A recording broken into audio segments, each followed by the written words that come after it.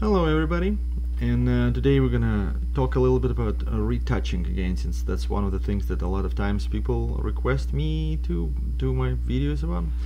So today we're gonna talk about the main tools of retouching, which is the spot healing brush and the healing brush and the clone tool. Really, in retouching there is no magic bullet solution. There is no retouching method that can quickly erase everything magically and make it perfect. Ultimately, sometimes it's easier, sometimes it's harder, but really it's all about using the healing brush, the spot healing brush, occasionally using stamp, and also dodging and burning. That's really all there is to it.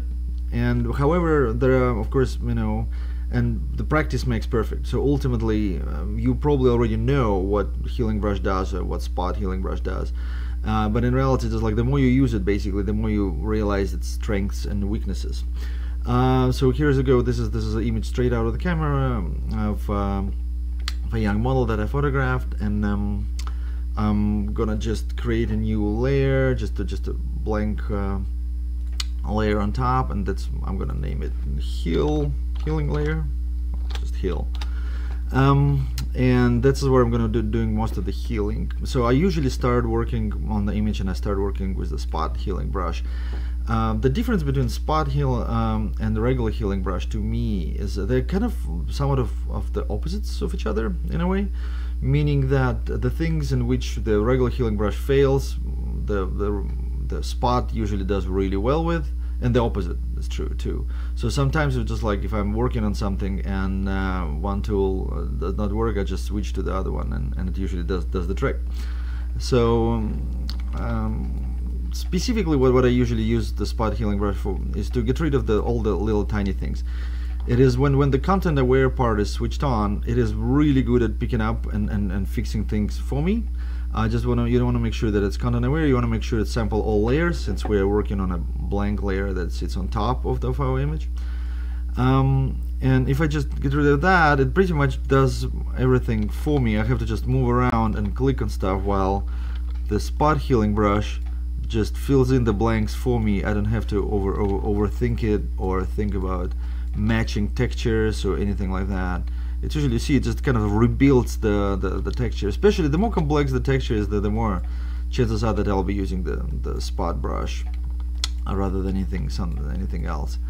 What else we have here? There's little hair right here, so just make sure that you select the whole thing, and it's gone. And it's gone. And with content aware, it does really pretty good job rebuilding it.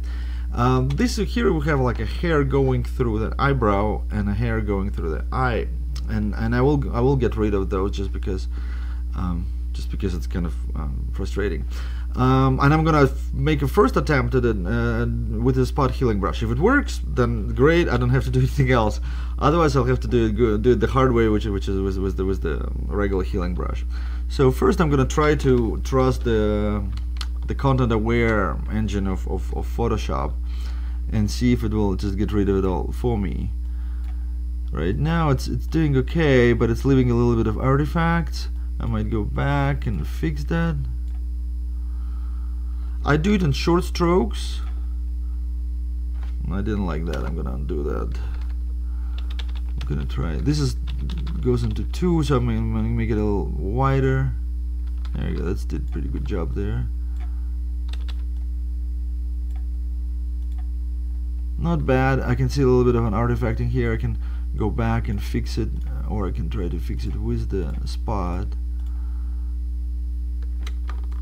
It's pretty good. So here we go.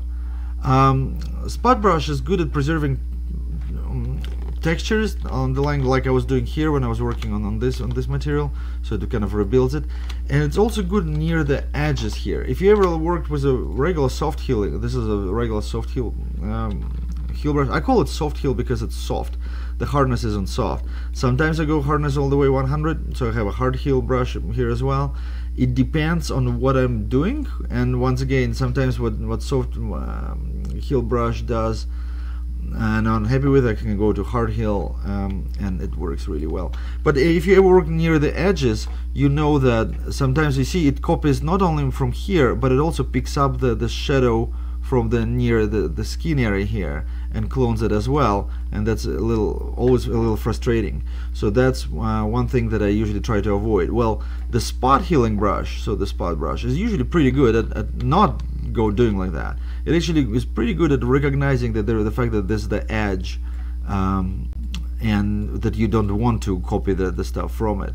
So sometimes when I work near the edges, I specifically use the spot healing brush with content aware switched on, and that usually fixes stuff for me pretty well without me overdoing it, because ultimately the goal is of course to save some time as well, because I don't want to spend weeks and weeks retouching each individual image. Alright, here is going to be a little harder, and that's what we're going to go through, try to fix this hair going through an eyebrow. There's a lot of stuff going on. Let's see how the content aware is going to do for us if I would do it in one big stroke. You can see a lot of artifacting, a lot of breakup, so I'm going to undo that. Let's try to do it in little strokes, one after another. It's a little better.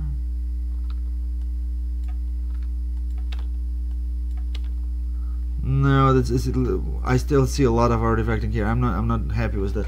I'm a perfectionist. I really do not like when I see artifacting. So we're gonna go to the soft healing brush. So it's a regular healing brush that you pick up from here with the hardness all the way to 0.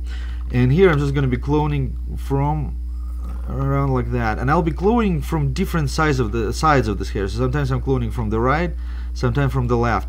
The reason for that is specifically I'm trying to mimic the original, the real texture, and I don't want it to be visible. I don't want any viewer to be, he just cloned it from here, because that area just repeats exactly just a quarter inch away to the left. So in order to do that, I usually go left, right, left, right. So this way it's just a little bit just a little more randomized, so you're not copying the exact same area over, and this looks a lot cleaner and a lot better than the spot brush was doing for me. So here we go. That's how we work the. You also want to zoom in and zoom out a lot, because sometimes when you zoom in you see some stuff, sometimes vice versa, things become obvious when you zoom out.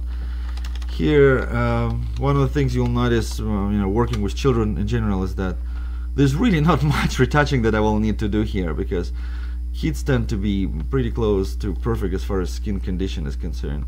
So there's very little retouching to skin that I will need to do. Basically, we'll have to, remove a few like loose hairs, maybe like there's a piece of dust or something. That's pretty much it. There's really not much that needs to be done. But anyways, so here is the. As far as the other tool is the stamp tool.